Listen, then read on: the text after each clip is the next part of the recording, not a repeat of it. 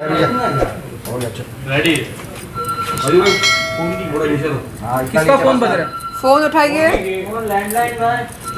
उठाइए उठाइए।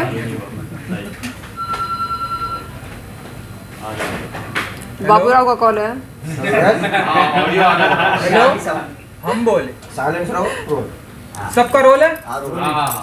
जी। शैलिन जी, सबसे पहले तो आप बहुत ही ब्यूटीफुल लग रही है रेड साड़ी में। रेड हॉट ब्यूटी बुला सकते हैं हम आज के दिन आप? Thank you. सबसे पहले मैं एकता कपूर जी का आभार व्यक्त करना चाहूँगी जो उन्होंने मुझको पौरुषपुर 2 जैसी ऐतिहासिक वेब सीरीज़ में महारानी स्नेहलता की भूमिका निभाने का एक सुनहरा अवसर दिया। अब मैं ये जानना चाहती हूँ कि आप में से कितने लोग चाहते हैं कि शर्लिन चोपड़ा खुदकुशी कर ले। क्यों? कोई नहीं चाहिए। Good question. अगर कोई चाहता है तो अपना हाथ ऊपर करे और मुझे बताए कि मेरा शुभचिंतक कौन है। कोई नहीं चाहता। दरअसल बात यह है कि आए दिन मैं देख रही हूँ कि कुछ मीडिया के लोग अभद्र हेडलाइन बनाकर मेरे बारे में मनगढ़ंत बातें लिख रहे हैं, मेरी इज़्ज़त को उछालने की कोशिश कर रहे हैं, इज़्ज़त की धज्जियाँ उड़ाने की कोशिश कर रहे हैं। तो मैं आप तमाम मीडिया वालों से कहना चाहूँगी कि किसी भी महिला को, चाहे वो पुलिस अफसर हो, लॉयर हो, डॉक्टर हो, काम वाली बाई क्यों ना हो, बाजारू औरत क्यों ना हो, किसी भी महिला को इस कदर जलील ना करें कि वो मजबूरन आत्महत्या करने के बारे में सोचे। मैं बहुत स्ट्रॉन्ग हूँ और मुझे लगता है कि जिस लड़की ने किडनी फेलियर को मात दिया हो, पुनर्जन्म लेकर जो एक ऐतिहासिक वेब सीरीज़ में एक ऐतिहासिक भूमिका के रूप में आपके सामने ख़ुद को पेश कर सकती है, वो कुछ भी कर सकती है लेकिन अपनी जान नहीं ले सकती। तो आपसे निवेदन है कि आप किसी भी महिला के बारे में अभद्र लिखने के बजाय पहले ये सोच लें कि अगर आपकी माँओं के बारे में, बेटियों के बारे में, बहनों के बारे में कोई अभद्र टिप्पणी या अश्लील टिप्पणी करे तो आप कैसा महसूस करेंगे? क्या आपका खून नहीं खौलेगा? क्या आपको गुस्सा नहीं आएगा? क्या आपको उसे लाफा मारने का मन नहीं करेगा? बिल्कुल करेगा। तो फिर ये नाइंसाफ़ी क्यों मेरे साथ? पिछले साल आपने देखा कि कैसे मिस मोटरमाउथ और उनकी वकील ने सरेआम मेरे बारे में अभद्र भाषा का इस्तेमाल करके मेरी इज्जत की धज्जियां उड़ाने की कोशिश करी। YouTube पर वो वीडियो है, आप जाकर देख सकते हैं। मैं उस अभद्र भाषा का इस्तेमाल यहाँ पर नहीं करना चाहती। अब मैं देख रही हूँ कि फिर से वही घटना मेरे साथ घट रही है। हाल ही में इसी जगह पर 20 जुलाई 2023 के दिन मैंने एक इंटरव्यू दिया था सिद्धार्थ कनन को। उस इंटरव्यू में कुछ गहरी बातें हुई, कुछ बहुत ही सेंसिटिव बातें हुई और कुछ मजाकिया बातें भी हुई। तो उस इंटरव्यू में मैंने जो कहा, मेरी बातों को तोड़ मरोड़ कर कुछ मीडिया वालों ने अपने दर्शकों के सामने रखा एक अभद्र हेडलाइन के साथ।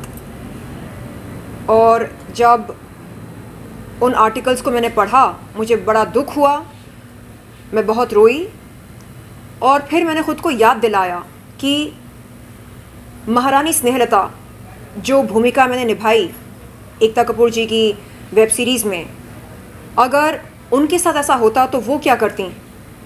मुझे याद आया कि कई जुल्म सहने के बावजूद महारानी स्नेहलता अपने लक्ष्य के बारे में भूली नहीं। उनकी नज़र उनके मंजिल पर, उनके लक्ष्य पर टिकी रही। तो मुझे क्या करना चाहिए?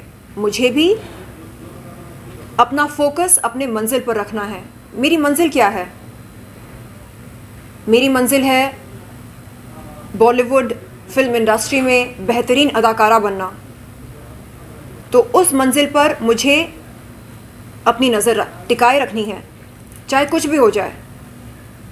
तो इस अद्भुत भूमिका को बार बार लगातार याद करके मैं इस भूमिका से प्रेरणा लेती रही और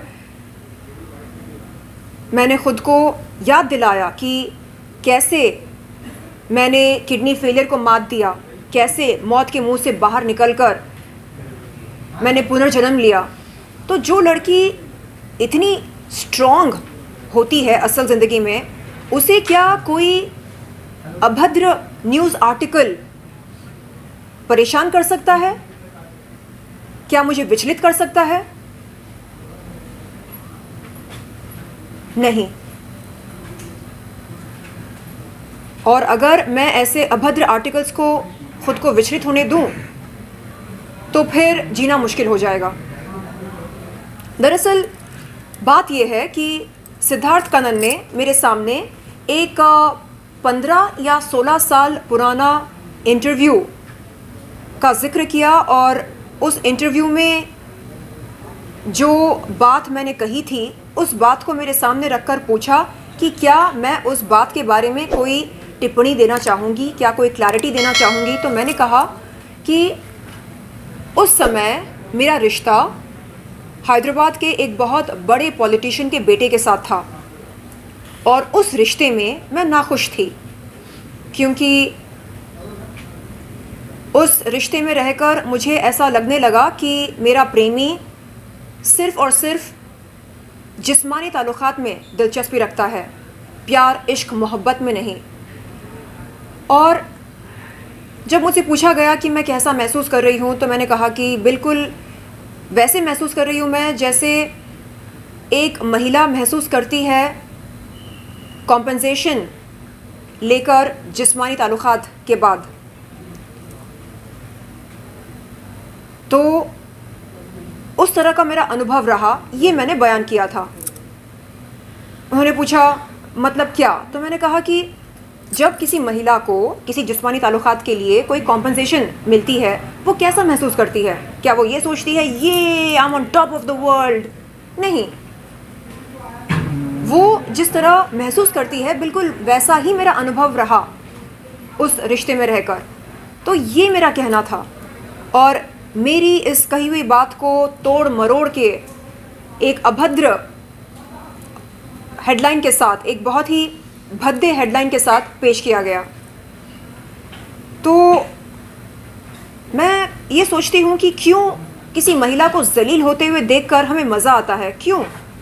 और अगर मज़ा नहीं आता है तो इसका मतलब ये है कि हमारे अंदर का ज़मीर ज़िंदा है, और अगर मज़ा आता है तो कहीं ना कहीं हमारा ज़मीर या तो अधमरा है या मर चुका है। तो आप सबसे ये विनती है कि किसी भी महिला को आप इस कदर जलील ना करें कि वो कोई गलत कदम उठाने पर मजबूर महसूस करे।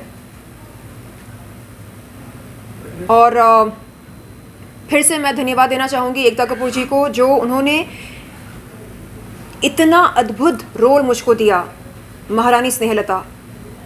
कल अगर महारानी स्नेहलता के बारे में मैं ना सोचती तो शायद कुछ गलत कदम उठा बैठती, क्योंकि कल मैं बहुत रोई, बहुत छोटा महसूस किया मैंने ख़ुद को।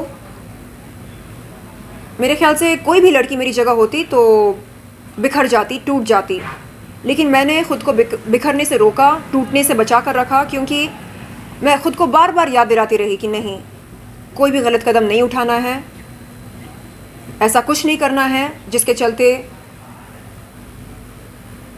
मेरे घर वालों को तकलीफ़ होगी नहीं होगी ये बात की बात है, जिससे उन तमाम महिलाओं का हौसला टूटे जो